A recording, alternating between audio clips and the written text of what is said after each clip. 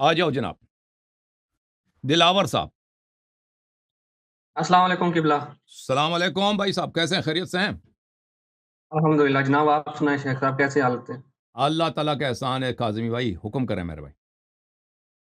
Sir मेरे कुछ सवालात थे, वो सवालात करने का मकसद ये था ना कि हमारे जो अहले सुन्नत के उलमा होते हैं, जो मतलब बयानात वगैरह करते हैं, तकरीर वगैरह करते हैं, वो उन तकरीरों में, उन बयानात में कुछ ऐसे वाक़यात या ऐसी कोई स्टोरी डिस्कस कर देते हैं ना कि हमारी जो नई नस्ल है या जो फ्रेश माइंडेड पीपल होते हैं, उनको समझ नहीं आती। वो उस वक़्त सुन के वाह-वाह करते हैं, माशाअल्लाह करते हैं, लेकिन वो उसके बारे में तहकीक नहीं करते कि भाई ये जो अल्लामा साहब ने जो बात की है, मौलवी साहब ने जो बात की है, क्या ये कुरान और हदीस से या किसी किताब से साबित है कि ये अपनी तरफ से मेरा मतलब बयान कर रहे हैं। तो उनके मतलब मेरे कुछ सवालात थे, क्योंकि तहकीक जो है ना वो आप पे ख़त्म है। आपके बाद उस तरह की तहकीक कोई करता नहीं।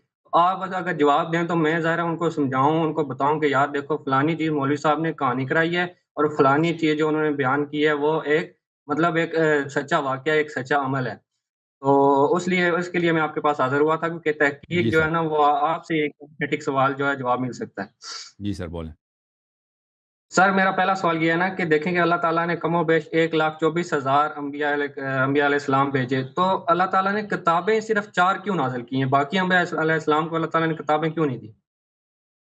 देखें ये कि किताबें सिर्फ़ 4 हैं, इसके अलावा भी उन पे वही जो अनबिया पे वही आई है ना, उनके पास जो वही आते थे वो ये मुझे नहीं मालूम कि सिर्फ़ 4 किताबें मालूम है, मशहूर हैं। तौरात है, इंजील है, कुरान है, ज़बूर है, ये 4। इसके अलावा उन पे सुहफ़ इब्राहीम है, सुहफ़ मूसा है और अनबिया बहुत सारे हैं। जिन पर वही अल्लाह की जानिब से आई, उनकी कहानी ना कुरान में ना सुन्नत में है। उनके पास जो वही आती थी किस सूरत में तय हमें नहीं मालूम। ये एक एक तरफ से। ये कि कोई हस्र हो कि 4 ही किताब हैं, इसके अलावा कोई नहीं है, इसका मुझे नहीं मालूम मेरे भाई, ठीक है ना? अहले बैत अलैहिस्सलाम को इसका इल्म है। दूसरी बात ये है कि बहुत सारे अनबिया होते थे कि वो दूसरे अनबिया की शरीयत पे होते थे ना। पुराने एक नबी है, मसलन हज़रत यूसुफ़ अलैहिस्सलाम है। हज़रत यूसुफ़ अलैहिस्सलाम हज़रत इब्राहीम अलैहिस्सलाम की शरीयत पे। उनके अहकाम को लोगों को, उनके हलाल हराम को लोगों को सुनाते थे। उनका अपना कोई शरीयत नहीं था। हज़रत याकूब इसी तरह था, इसहाक इसी तरह, इस्माइल इसी तरह था, ठीक है ना?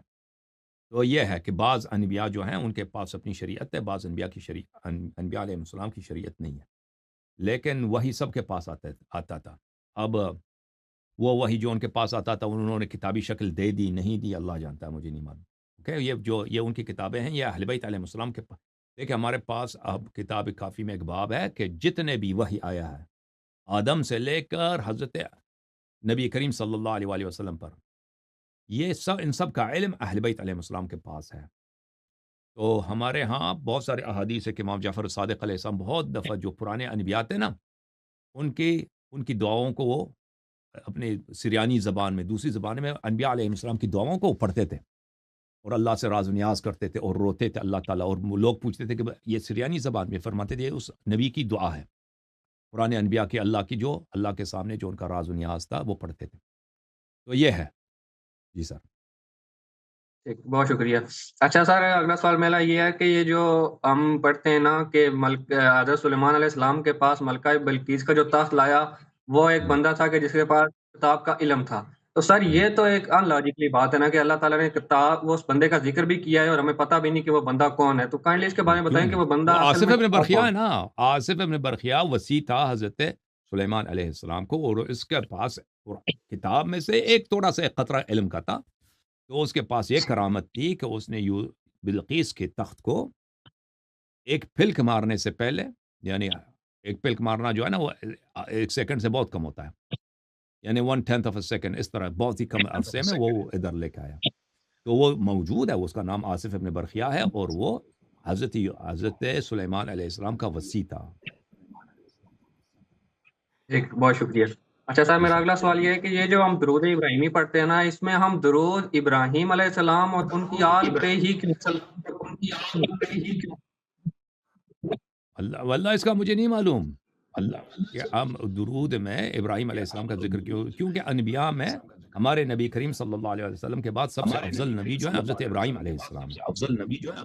अल्लाह ताला ने हज़रत इब्राहीम अलैहिस्सलाम की आल को शरफ़ अता फ़रमाया है कि उनमें नबूवत रखा है और उनमें इमामत रखा है।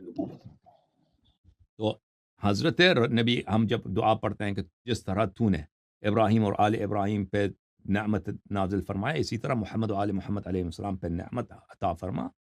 اس کی وجہ کیا ہے، اس کی سبب کیا ہے، مجھے نہیں معلوم، یعنی میری نظر سے نہیں گزری کہ احادیث میں اس کا سبب بیان کیا گیا ہو کہ وجہ کیا ہے، لیکن جو ہے کہ وہ حضرت ابراہیم علیہ السلام دوسرے انبیاء سے افضل ہے ہمارے نبی صلی اللہ علیہ وسلم کے بعد، اور نبوت ان کے خاندان میں ہے، امامت ان کے خاندان میں، ان کے خاندان میں بہت سارے انبیاء گزرے ہیں، بہت سارے خلفاء گزرے ہیں۔ اس کی وجہ کیا ہے مجھے نہیں معلوم، ٹھیک ہے نا؟ ٹھیک ہے۔ اچھا سر، دوسرا سوال یہ ہے کہ ہم سنتے آئے ہیں نا علماء سے کہ شیطان مطلب مغرور ہونے سے پہلے اللہ تعالیٰ کا ایک بڑا محبوب فرشتہ تھا، لیکن جب اللہ تعالیٰ نے اس کو کہا کہ آدم علیہ السلام کو سجدہ کرو، اس کے مغرور ہو گیا تھا، مطلب متکبر ہو گیا تھا۔ تو سر یہ کیا چیز تھی کہ اتنی سالوں کی اس کی عبادت اور وہ ایک وقت میں ضائع ہو گئی، وہ اللہ تعالیٰ کے مقابل کھڑا ہو گیا صرف ایک سجدے کی وجہ سے؟ تو یہ جو آپ نے کہا نا کہ وہ اللہ کا محبوب فرشتہ تھا، یہ نہیں ہے، یہ غلط ہے، وہ محبوب بھی نہیں تھا اور وہ ہے نا، فرشتہ وہ بھی یہی نہیں تھا، بات۔ وہ ہاں وہ جن میں سے تھا، لیکن وہ عبادت کرنے کی وجہ سے وہ فرشتوں کی مقام تک پہنچ گیا تھا، تو وہ اور قرآن نے فرمایا وَكَانَ مِنَ الْكَافِرِينَ، وہ کافروں میں سے تھا، اور اس کو اس کی وجہ یہ ہے کہ اس کے پاس غرور آیا تھا نا، اس نے قیاس کیا، اس نے اللہ کے حکم نہیں مانا۔ حکم ہوتا ہے کہ اللہ کے حکم کے سامنے تسلیم ہو جانا اور اللہ کے حکم کو بجانا لانا۔ اللہ نے فرمایا کہ میں نے اس کو اپنے ہاتھ سے بنایا، وہ میرا محبوب بندہ ہے، میرا خلیفہ، اس کے سامنے سجدہ کر۔ اس نے کہا کہ میں تو اس سے بہتر ہوں، اس کے اندر جو انانیت ہے، اس کے اندر جو تکبر ہے، اس نے اپنے آپ کو اللہ کے مقابلے میں اللہ کے حکم کے سامنے تسلیم نہیں ہوا، اور اللہ کے ولی کے سامنے اور اللہ کے خلیفہ کے سامنے اس کے سامنے اس نے سر نہیں جھکایا، ٹھیک ہے نا؟ تو اس وجہ سے وہ کہتا ہے کہ اب میں ویسے سجدہ کروں گا تیرا، لیکن اس کے سامنے سجدہ نہیں کروں گا کیونکہ میں اس سے بہتر ہوں۔ تو اللہ تعالیٰ نے پھر اس کو مردود فرمایا، اس کو لعنت کی وہاں سے نکال دیا اور فرمایا یہ شروع سے کافرین میں سے تھا، یعنی پتہ چلا کہ اس کی عبادت، ساری عبادت شروع سے صاف نیت کے ساتھ نہیں تھا، پاک نیت کے ساتھ نہیں تھا، یہ اللہ تعالیٰ کے ساتھ اپنے ہی مقام بڑھانے کے لیے یہ عبادت کر رہا تھا، تو اس سے یہ پتہ چلا۔ تو یہ ہے شیطان کی کہانی۔ قبلہ ایک یہ ہم ایک اور واقعہ سنتے رہتے ہیں نا کہ ایک بار رسول اللہ صلی اللہ علیہ وسلم مولا علی کی گود میں سار رکھ کے سو رہے تھے، تو ان کی جو عصر کی نماز ہے وہ قضا ہو گئی تھی، تو پھر جب رسول اللہ صلی اللہ علیہ وسلم کی آنکھ کھلی تو رسول اللہ صلی اللہ علیہ وسلم نے پوچھا کہ علی تم کیوں رو رہے ہو؟ تو انہوں نے ایسے کہا کہ میری ایسے اذان قضا ہو گئی ہے۔ تو علماء کرام کہتے ہیں کہ رسول اللہ صلی اللہ علیہ وسلم نے سورج کو واپس پیچھے بلا لیا تھا اور عصر کا وقت واپس لے آئے تھے۔ تو کیا یہ اتھینٹک بات ہے کہ یہ ویسی کوئی سٹوری ہے؟ بالکل بالکل، نہیں یہ رد الشمس کا واقعہ ہے، بالکل صحیح ہے کہ رسول صلی اللہ علیہ وسلم نے فرمایا کہ یا اللہ، امام علی علیہ السلام کی جو نماز عصر ہے وہ تیری طاعت میں اور نبی صلی اللہ علیہ وسلم کی خدمت میں اس وجہ سے قضا ہو گئی ہے، تو اے اللہ وہ سورج کو پلٹا دے۔ تو نبی صلی اللہ علیہ وسلم کی دعا سے سورج پلٹ گیا ہے، امام علی علیہ السلام نے نماز عصر پڑھی ہے، سورج دوبارہ غروب ہوا۔ یہ رد الشمس کا واقعہ ہے، جی بالکل صحیح ہے۔ ٹھیک ہے۔ ابن عباس، میرا لاسٹ سوال یہ ہے کہ جیسے ہم قرآن میں پڑھتے ہیں نا کہ نیک مردوں کے لیے نیک عورتیں اور نیک عورتوں کے لیے نیک مرد ہیں، تو فرعون اور آسیہ کی آپس میں یہ کچھ سمجھ نہیں آ رہی بات۔ تو یہ غلط ترجمہ ہے نا، الطیبات للطیبین والخبیثات للخبیثین، یہ غلط ترجمہ ہے کہ نیک عورتیں نیک مردوں کے، اس طرح نہیں ہے۔ نیک کلمات نیک لوگوں کے لیے، نیک کلمات، جب آپ اچھی باتیں کرتے ہیں نا، تعریف کرتے ہیں، تو یہ صرف اس کا مستحق کون ہے؟ اچھے لوگ ہیں، اور بری کلمات، بری باتیں، مثلا ایک شخص کو کہتے ہیں فراڈی ہے، جھوٹا ہے، زناکار ہے، حرام زادہ ہے، یہ الفاظ نیک لوگوں کے لیے جھوٹ ہے۔ لوگ نے اگر ایک نیک آدمی کے لیے، مومن آدمی کے لیے کہہ دیں نا، اس کے لیے تہمت ہے۔ فراڈی لوگوں کے لیے، خبیث لوگوں کے لیے، ان کے لیے مناسب ہے، ان کے لیے سچ ہے۔ تو قرآن یہ نہیں کہتا کہ اچھی عورتیں اچھے مردوں کے لیے ہے، اور جو اچھے مرد ہیں وہ اچھے عورتوں کے لیے۔ قرآن کے الفاظ یہ الخبیثات للخبیثین، خبیثات، خبیثات، اب اس کا ترجمہ آپ عورتوں سے کر دیں یا خبیث کلمات سے کر دیں، ٹھیک ہے نا؟ تو اس کا اصل ترجمہ ہے خبیث کلمات ہے، بری باتیں، اس کا مستحق کون ہے؟ برے لوگ۔ والطیبات للطیبین، اور اچھی باتیں، طیب باتیں، پاکیزہ باتیں، تعریف کی باتیں، یہ مومنین کے لیے، اہل ایمان، طیب لوگوں کے لیے، اس کا اصل ترجمہ یہ بنتا۔ وَإِلَّا دنیا میں تو بہت ہے نا، فرعون کی بیوی جو ہے وہ پاکیزہ عورت تھی، اور نوح علیہ السلام کی بیوی بری عورت، ٹھیک ہے، صحیح ہے۔ اچھا سر، بس لاسٹ سوال ہے۔ یہ جی سر۔ دیکھیں کہ جب کوئی ایک آدمی پیدا ہوتا ہے نا تو اس کی زندگی کا پورا ایک مطلب جو سرکل ہے وہ اللہ تعالیٰ پہلے سے ہی لکھ دیتے ہیں کہ یہ کیسے پیدا ہوگا، اپنی زندگی کیسے گزارے گا، اس کی موت ہوں، کیسے آئے گی۔ تو دیکھیں قبلہ کہ جب کوئی بندہ قتل ہوتا ہے یا جو بندہ دوسرے بندے کو قتل کرتا ہے تو وہ قاتل بھی تو اللہ تعالیٰ نے پہلے مقرر کیا ہوتا ہے نا کہ بھائی فلانا بندہ اس کو قتل کرے گا۔ تو پھر روزہ ہوں۔ جزا والے دن وہ بندہ مجرم کیسے ہوا؟ وہ تو اللہ کی ایک تقدیر تھی نا، تو پھر وہ مجرم کیسے ہوگا؟ تو وہ تقدیر جو ہے نا وہ اللہ تعالیٰ کی جانب سے علم ہے کہ فلان شخص یہ کام کرے گا، جیسے ابھی مجھے پتا ہے کہ کل سورج 7 بجے طلوع ہوگا، اب میں سورج کو مجھے پتا ہے کہ سورج طلوع ہوگا کل 7 بجے، لیکن اس کا مطلب یہ نہیں کہ میں اس کو طلوع کروا رہا ہوں، یہ میرا فعل ہے۔ اللہ تعالیٰ کو پتا ہے کہ آج ہم کیا کھانا کھائیں گے، ہم کتنے بجے نماز پڑھیں گے، ہم کتنے بجے سوئیں گے، لیکن اللہ تعالیٰ کو یہ پتا ہے، لیکن وہ اس طرح نہیں ہے کہ ہم مجبور ہیں۔ اللہ تعالیٰ کے ہم پتا ہے کہ ہم اپنے اختیار سے 2 بجے نماز پڑھیں گے، 3 بجے کھانا کھائیں گے اور پھر رات کو مثلاً 9-10 بجے کے بعد سو جائیں گے، ٹھیک ہے نا؟ کہ یہ اللہ کو پتا ہے کہ یہ لوگ اپنے اختیار سے کریں گے۔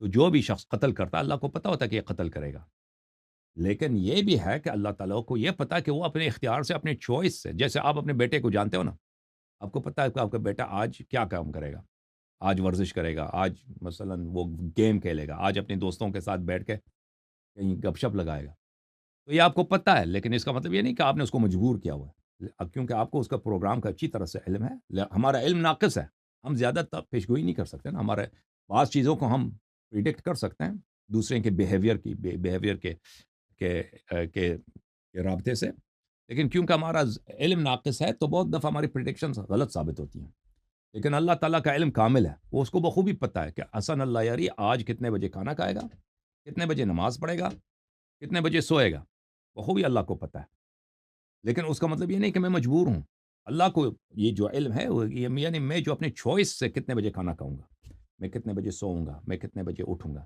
یہ وہ اس کو پتہ ہے، تو یہ میرے لیے کوئی کوورژن پیدا نہیں کرتا، کوئی جبر پیدا نہیں کرتا، ٹھیک ہے نا؟ میرے چوائس یہاں پہ، میرا اختیار جو ہے یہاں پہ ضائع نہیں ہوتا، میں وہی اپنے چوائس سے کر رہا ہوتا ہوں۔ کوئی شخص کسی کو قتل کرتا ہے، اللہ کو پتا ہوتا ہے کہ یہ قتل کرے گا، اب آپ کو بھی پتہ چل سکتا ہے کہ فلان شخص کسی کو قتل کرے گا، وہ تو اس کو حتماً قتل کر دے گا نا، آپ کو پتہ ہے فلان شخص اگلے دن کسی کو قتل کرے گا، اگر آپ کو پتہ ہے تو اس کا مطلب یہ تو نہیں ہے کہ وہ مختار نہیں ہے، اس کے پاس اختیار نہیں ہے، ٹھیک ہے نا؟ اوکے میرے بھائی، تھینک یو سر، اللہ آپ کو جزائے اوکے، خیر۔ اوکے، مہربانی۔ بہت مہربانی۔ اوکے میرے محترم دوستو،